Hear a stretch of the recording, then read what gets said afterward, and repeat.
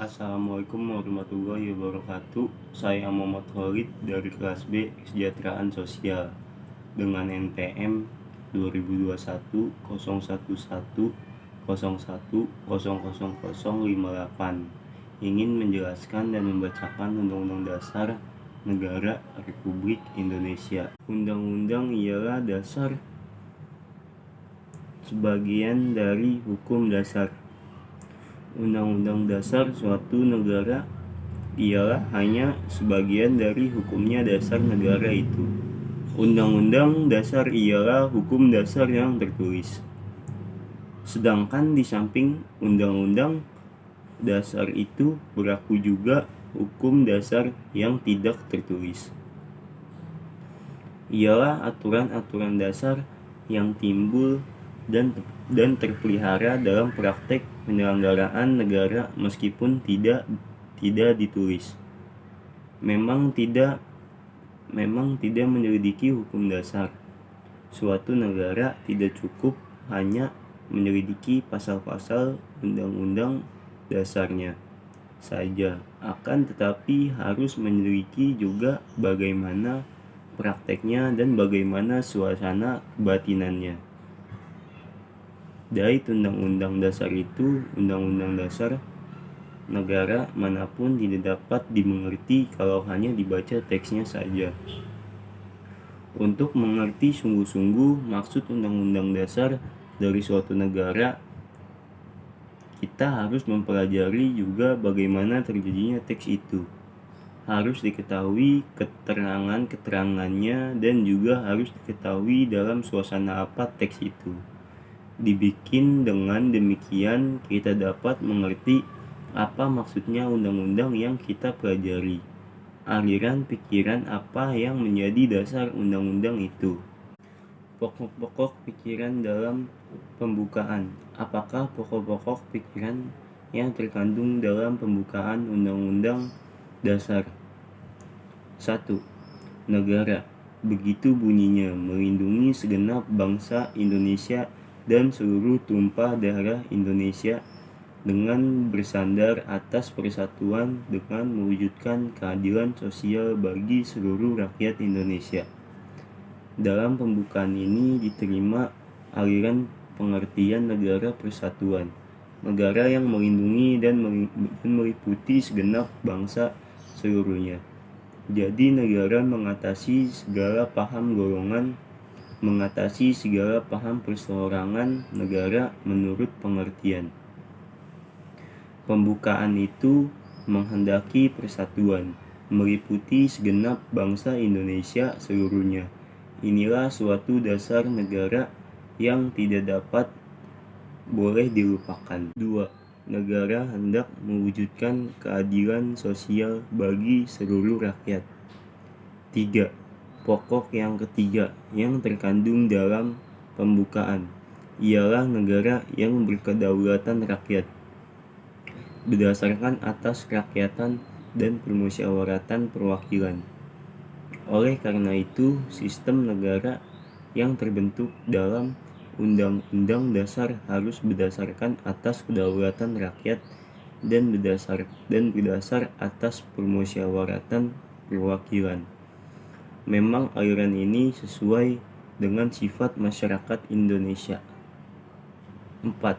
Pokok pikiran yang keempat yang terkandung dalam pembukaan ialah negara berdasar atas ketuhanan yang Maha Esa, menurut dasar kemanusiaan yang adil dan beradab.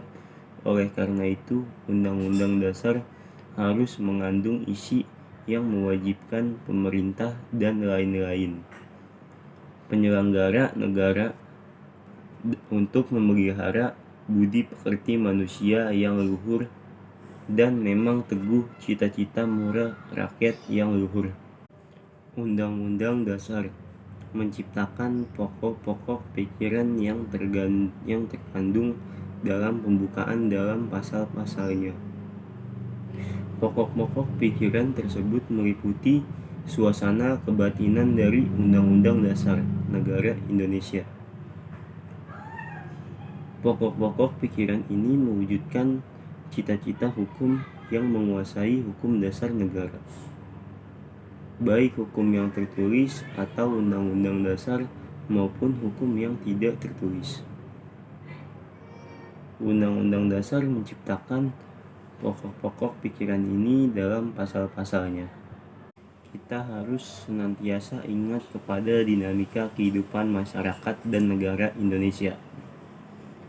Masyarakat dan negara Indonesia tumbuh dan berubah, terutama pada zaman revolusi lahir batin sekarang ini. Oleh karena itu, kita harus hidup secara dinamis.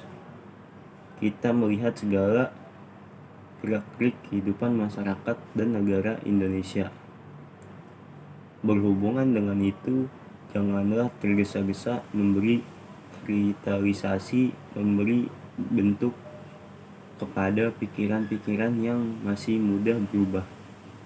Memang bersifat aturan yang tertulis, itu mengikat. Oleh karena itu, makin supel sifatnya aturan makin baik. Jadi harus menjaga supaya sistem undang-undang dasar jangan sampai ketinggalan zaman. Jangan sampai kita membuat undang-undang yang lekas usang, yang sangat penting dalam pemerintah dan dalam hal hidupnya negara ialah semangat para penyelenggara negara, semangat para pimpinan pemerintah. Meskipun dibikin undang-undang dasar yang menurut kata-katanya bersifat kekeluargaan, apabila semangat para penyelenggara negara, para pemimpin pemerintah itu bersifat perseorangan, undang-undang dasar itu tentu tidak ada artikelnya.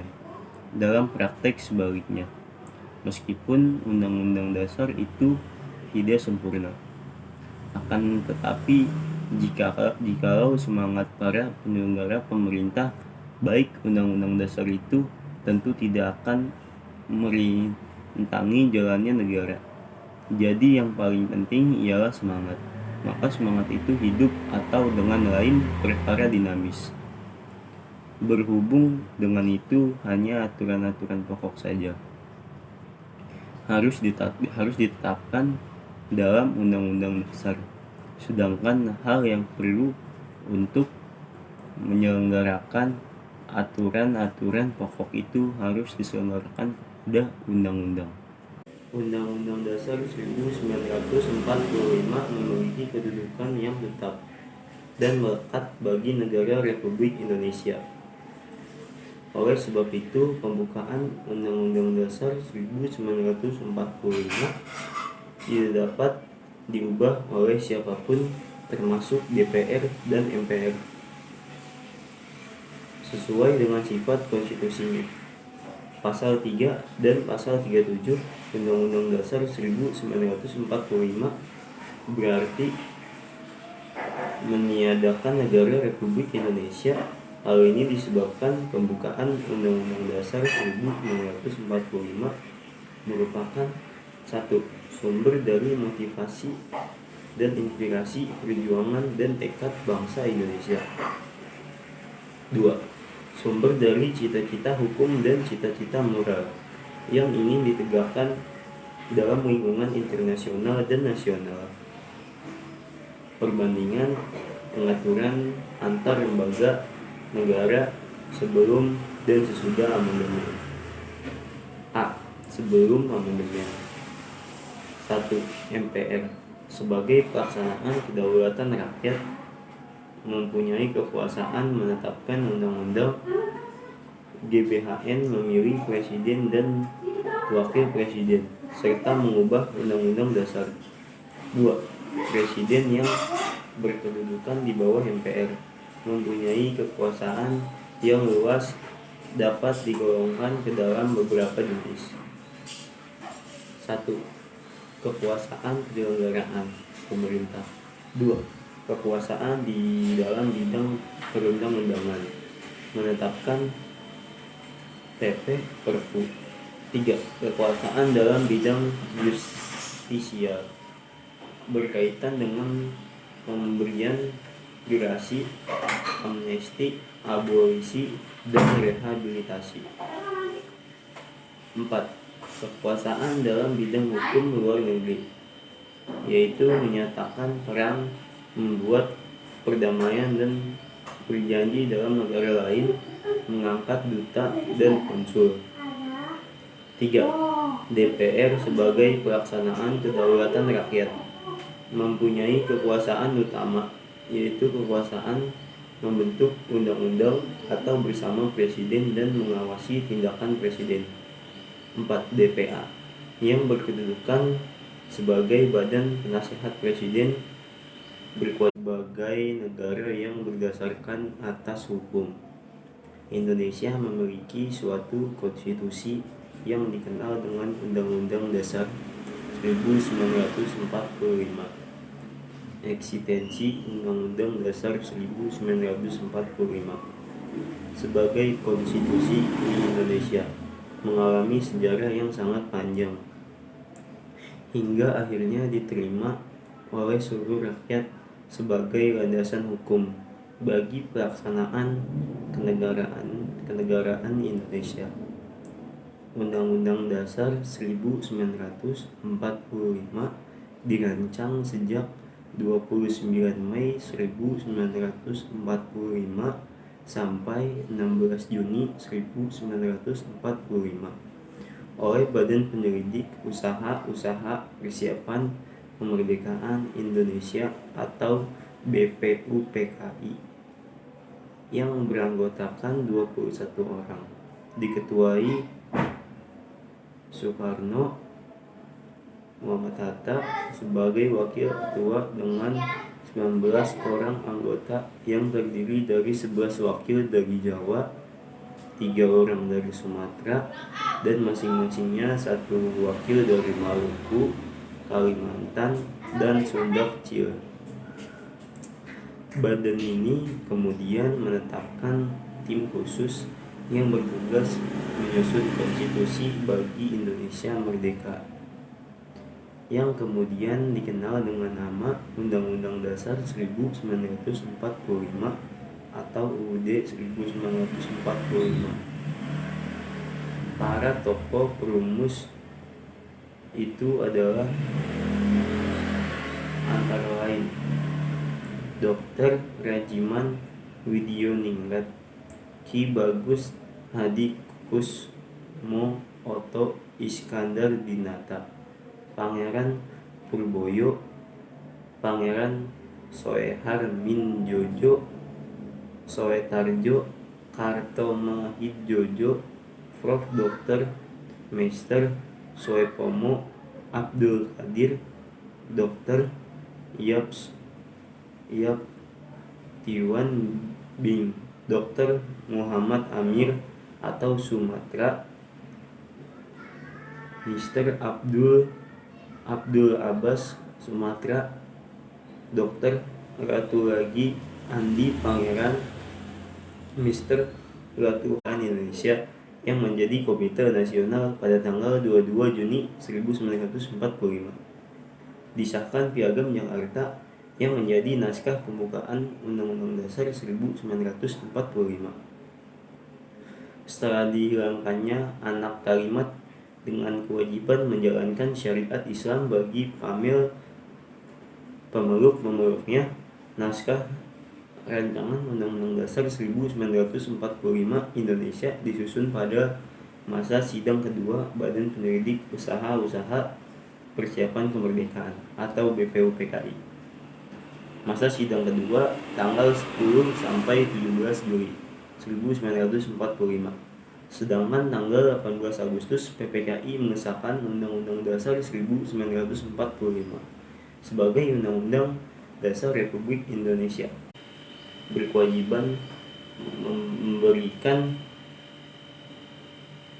jawaban atas pertanyaan presiden dan berhak mengajukan usul kepada pemerintah.